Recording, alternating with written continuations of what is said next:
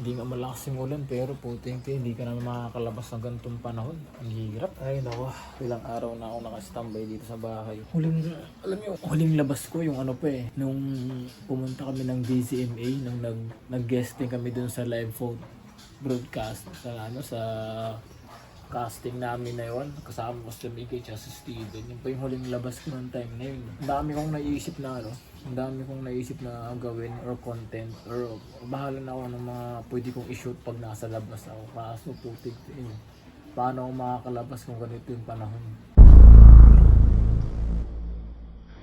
Pakiramdam ko parang parang hindi na tao yung pumipigil. Hindi na tao yung pumipigil sa akin mismong panahon na. Siyempre pag nangangarap ka talaga, di ba? Pag nangangarap ka, talagang nandun yung struggle o nang struggle yan. Parang may mga pipigil sa'yo, may magbe-breakdown sa'yo. Sa akin, sa akin also meron din naman, kaso hindi na tao. Panahon na. Yun ang mismong panahon ilang araw na ako nakatingga dito sa bahay. Puting na hindi naman ako makagawa ng content dito sa bahay kasi syempre hindi lang naman ako nakatira dito. May mga kasama din ako dito nakatira, pati sa second floor may mga kasama din ako nakatira doon. Hindi naman pwede magsisigaw ako dyan o tumawa ng mag-isa dyan. Mahirap ng ganitong buhay. Lumalakas na naman ang ulan, no? Ay nako, ilang araw na ako dito nakahiga, bumabangon, panay-scroll lang ako sa TikTok. Hirap ng ganito, no? Nagsisimula ka pa lang pero parang patapos ka. Nagsisimula ka pa lang pero parang patapos. Ay nako, butik na yan. Nakakatamad maghanap ng trabaho. Pag naghanap ako ng trabaho, ilang buwan lang, tanggal lang. Hirap ng ganito. Boy, kung babigyan ka ng pagkakataon, kunwari patirahin ka dito sa hospital, ano yung gagawin mo? Kunwari bunutan yung gagawin ba? Kunwari challenge ka. Sige. Bigyan ka ng pera. Pag naging successful ka sa challenge na to, siyempre yun yung gagawin ng tao eh. Kaso bubunutin kung saan ka matitira. Paano kung sa morgue ka? Sa morgue ka na mahanap. Putik din, magugugot ko yung morgue, oh. Kunwari ka, nabunot ka sa morgue, anong unang gagawin? Ang pumuna pangalan dito, pero marami yan. Maraming ibang takot dito sa hospital. Tama na, takot ako dito eh. Hindi naman ako takot mag-stay dito. Takot ako sa karayo. Putik din, pag sinabi yung hospital, karayo mag... Hindi, lahat naman ganun eh. Takot ako sa last time na nagkaroon ng COVID, diba? Tapos babaksin kami. Buti kinawakan ako ng bouncer, dalawa pa yung nag-bouncer. Gumagad na, natusugan na ako ganito eh. Diba, pumurasa na. Oo. Pumurasa na ganyan. Sabi lang, ganyan biglang, tutusukan na, biglang gumagad nung uma-adjust yung kamay. Buti ko, tapos ang ginawa ng bouncer, hinawakan ako dito sa akin, dalawa sila, nakabot na kayo. Tapos yung sabi, wag mo tumingin. Nakagawin ako. Gusto ka tumingin, tapos malapit na, bilang ako sa group, ma'am, bilang po kayo. 1, 2, 3. Hindi, doon po kayo na ano. Yes, 1, 2, ha? Hindi, ano. Tapos ang ginawa, di ba, yung bouncer, pinitik-pitik. Lakas, sakit. Biglang, bilhin na kayo kasi sige po, 1, 3, dali. Tapos na. Hindi ko naramdaman eh, kasi pinitik eh, ilang bilis sa pinitik. Kibi naman yung dangin, no? Dalawang bouncer lang eh, isang payat, isang malaking katawan. So guys, time check po natin. 5:07 in the morning. Today is Tuesday. So lumipas na po ang Monday. Ang aga ko magising, no? Kung iniisip mo na maaga ako nagigising, wala akong katotohanan yan. Dahil sa mga oras na to at sa araw na ito, hindi po ako natutulog. At dahil maaga na, magtitimpla tayo ng kape. Magkakape ako sa umaga kahit hindi pa ako natutulog. Kita nyo kung gaano ako power. Ako lang ang nakakagawa. Or siguro marami sa amin ang nagkakape sa umaga kahit hindi pa natutulog. Ngayon pagkatapos ko magkape, tsaka ako matutulog. Okay. Puting til. Diba? Ganyan yung mga ano eh, mga exorcisms, power of mind. So, wala lang. Ngayon, tatanungin kita.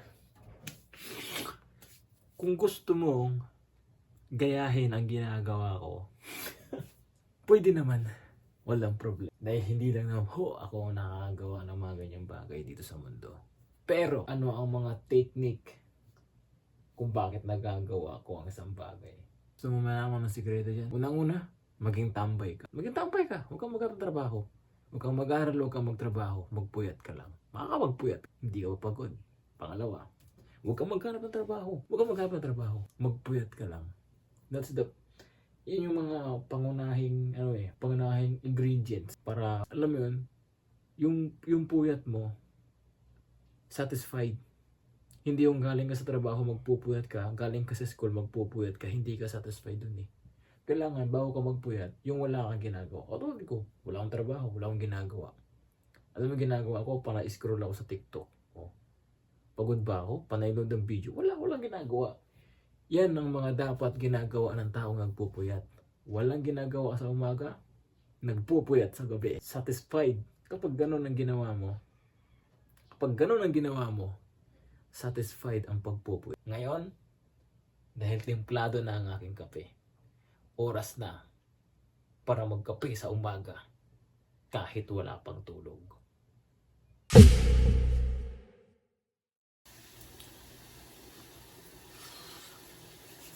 So guys, nasa kusina po ako ngayon at papansin po ninyo hindi po maganda ang aking pakiramdam dahil nung nakaraang Tuesday po kasi ng hapon ay kasama ko po si G-Bird. Nag-jogging po kami dalawa ng hapon. So habang naambon, nag-jogging kami. Habang nag-jogging kami, inaambon kami. Hindi ko maintindihan naramdaman ko.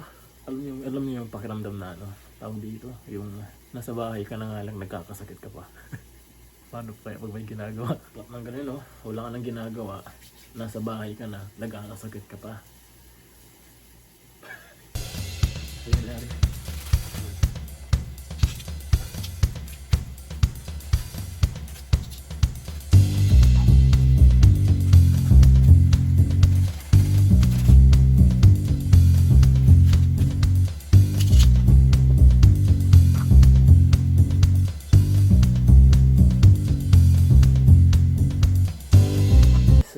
Katawan ko gustong manginig kasi nagparamdam ko malamig pero pag hinawakan ko buong katawan ko mainit. So alam niyo naman, obvious naman yun sa mga nagkakalagnat.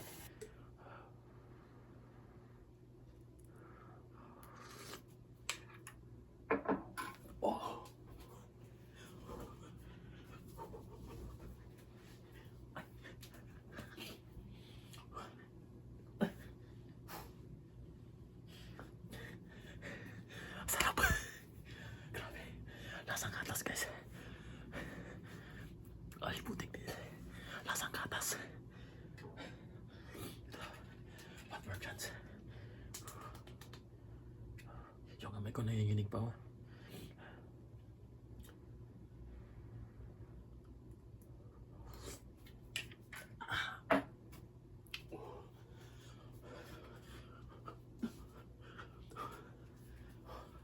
Para ko na mag-sparring.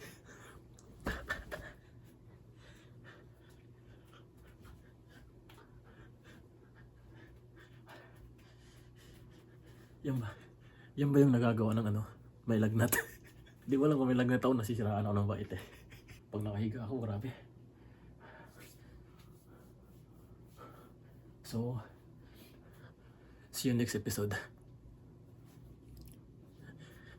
See you next episode.